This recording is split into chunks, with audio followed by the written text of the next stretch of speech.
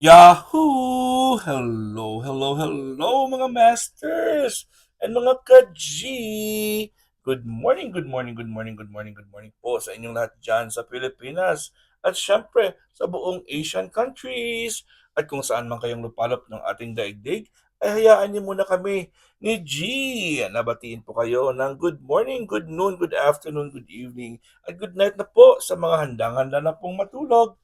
At welcome aboard sa ating G and Daddy Health and Lifestyle Tips. Ngayon po ay araw, syempre, ng Lunes. At dahil araw ng Lunes po ngayon, pahinga muna ang bahay kulitan sa Premier Marathon at ako'y magko-congratulate din po sa ating events kahapon. Siyempre, si Master Worm po ang inyong host from 11 o'clock in the morning to 4 in the afternoon.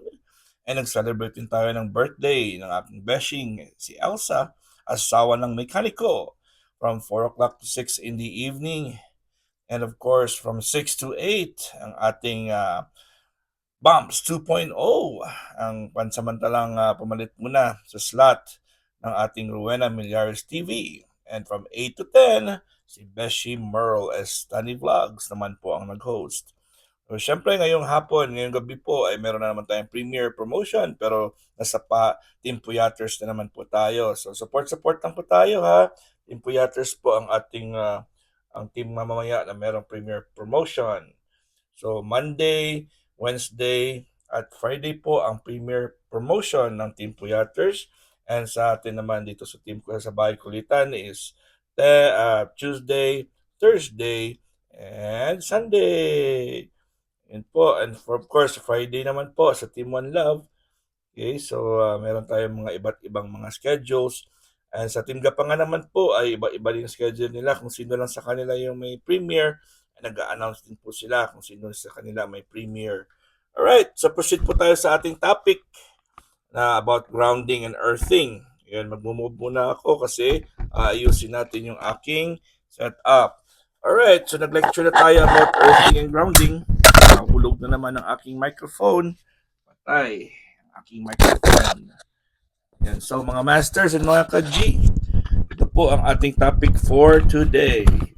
So ano po ang mga different methods or different techniques of outdoor grounding, earthing pala, outdoor earthing. So tandaan po natin na ang earthing at grounding po. Ang grounding ay kahit wala po connection sa earth, ay okay po yan, wala sa ground. Pero ang earthing naman po, it requires meron talagang contact sa earth, sa earth or sa mother nature. Okay, so according to Dr. Albers, outdoor earthing can take many forms. Marami po mga ano yan, forma or marami mga differences or mga examples po yan. And there's good news. Many of them are free. Libre lang po. Maraming libre po dyan. Hindi na kailangan kumastos pag earthing or outdoor earthing po ang ating pag-uusapan. Alright? So, anong una dyan? Siyempre, walk barefoot. Yan. So, walk barefoot. Kayo po ay maglalakad na walang sinelas o sapatos. Walk barefoot daw, sabi dyan. Okay? Ang number 2 po, anong number 2 dyan? Is sit or lay down in dirt, grass, or sand. So, aside sa maglakad na nakapaa, ay humiga po sa lupa or sa buhangin or sa grass. Okay? So, talaga, mahiga talaga. Number 3, sit in a chair and let your bare feet touch the ground. So, kahit nakaupo ka lang pala sa bangko or sa silya, basta po ay yung iyong paa ay nakadapat lang po o nakatungtong lang po sa lupa, considered na po yan as outdoor earthing. Importante po dyan ay yung paa mo ay nakatungtong or nakakonect po. Pero syempre yung kailangan yung lupa, yung tinutungtungan ng inyong paa, ay ano po yan. Importante po dyan ay hindi po siya rubberized or plastic. Kailangan po ay connected po siya sa ground, sa earth's ground. Okay? And swim or relax in a natural body of water. So, syempre, hindi po ang swimming pool considered as a natural body of water. Kailangan yung, ano ba yung example ng natural body of water? Syempre, nandyan po ang ating sapa, ang ating ilog, ang ating batis, o di ba? Tagalog yan. Or let's say in English, beach, natural, man-made, Siyempre, ang kailangan ay may connection po sa ground. So, yung ano, yung river, lake, ocean, or beach, or sa shoreline, pwede na rin po yan. Diba? So, get your hands dirty. O literally, kailangan dumihan talaga ang kamay by touching or playing with the soil. So, congratulations po sa ating mga hindi nagga-gloves na mga farmers. Okay? Yung mga farmers talaga na gamit talaga ang mga kamay nila para po sa pag-farming. Yun po ay always naka-ground po sila. Okay? So, okay, ano yung mga examples na yan? Yun po sila. So, we know what you're thinking. And yes, lying on the beach is a form of earthing. Yes, pag nasa beach ka, earthing po yan. Okay? Outdoor gardening counts as earthing too. Ayun, sa mga gardeners, farmers natin, at saka nung kasagsagan po ng COVID, marami po sa atin yung nagfa-farming. Pero siyempre, iba dyan ay nag-gloves po ng rubberized. Pero sa mga naghahawak talaga ng mga lupa at mga tanim-tanim at mga ano dyan, ay ayun po, natural grounding po yan. Okay? So, maganda po yan. Maganda talaga po yan. And then, ano po ba? The Japanese practice of Shinrin-yoku. Shinrin-yoku, yun po yung tawag nila. Sa palapit natin yan na Shinrin-yoku daw. Si Kapangs, alam ni Kapangs yan. Ano ba yan? Shinrin-yoku yan. No? Ito yung ano niya. Shinrin-yoku. Also known, Kapangs, ano ba yan ang meaning niya? Alam ni Kapangs ata yan eh. Okay? Also known as the forest therapy.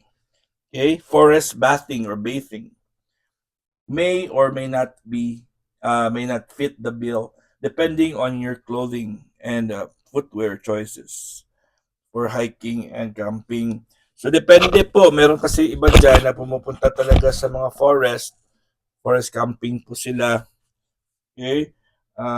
Or forest therapy. Nagpapaapos sila or natural, yung iba kasi nagkabalot talaga ang katawan nila sa kanilang overall na damit na yung material po is rubberized or plastic. Unfortunately, hindi na po yun counted.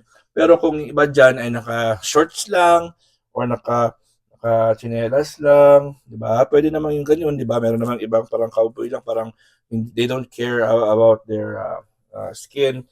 Gusto lang nila ma-expose yung balat po nila sa natural. So yun po, pwede po yan. Depende talaga sa iyong costume, sa iyong damit. Okay?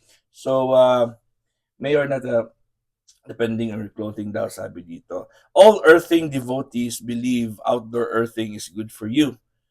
So, sa mga mga believer talaga ng earthing, ang maganda talaga is lumabas tayo sa mga forest or sa mga gardens or sa mga lugar po na very, very natural talaga. Yung mga exotic, merong mga tropical na mga gardens, di ba? Or sa inyo dyan, kung may mga gardens po kayo, maganda po yan sa inyong garden mismo. Pero kung sana yung inyong garden po ay lupa, ang inyong sahig, ang ground, hindi po semento. Di ba? Ang semento siguro pwede pag wala ka lang nalagay na ano sa baba. Yung wala kang nalagay na sa ilalim. Di ba may mga ano yan? Dito sa Amerika kasi iba eh. Yung semento kasi, before i-layout yan, nalagyan po yun ng rubber or plastic cover bago po magsemento para hindi daw tutubo yung grass. Parang with ano yan, with parang barrier para hindi tutubo ang grass. Yung ginagawa nila. Yung iba naman, hindi naman sila naglalagay ng semento, pero before sila maglagay ng bato or ng lupa, ilalagyan nila ng ng plastic, okay? Ng grass barrier para hindi daw tutubo ang mga grass. So, pero syempre iba na yung hindi na grounding yun. Okay? O ano pa ba ang ating ano pa ba yung topic natin? Bukas po ay ang topic natin is more on indoor air earthing naman. Ngayon po, outdoor earthing yung ating na-discuss. Outdoor earthing. So, ang outdoor earthing is most of the time, libre po yan. Kasi all you need to do is just go out and go to the garden or forest. Yun po yung outdoor earthing ng masters. Yan, so, ulitin ko lang po. Ako po ay nandito araw-araw, 6 o'clock in the morning Philippine time para po ay mag-lecture tayo about health. Mag-share tayo ng mga topics about health. Of course, kasama natin si G, the green girly cutie patuti iguana. Siya po ang aking beautiful, beautiful pet po dito sa El Paso, Texas. Maraming salamat ulit sa inyong lahat, sa inyong full love and support. At I hope na meron kayo talagang natutunan sa atin dito po sa aking lectures every day. I hope hindi kayo naboboard sa ating mga lectures. As much as possible po ay ginagandahan ko naman at naghahanap po talaga ako ng mga topics na bago at nakashare sa inyo.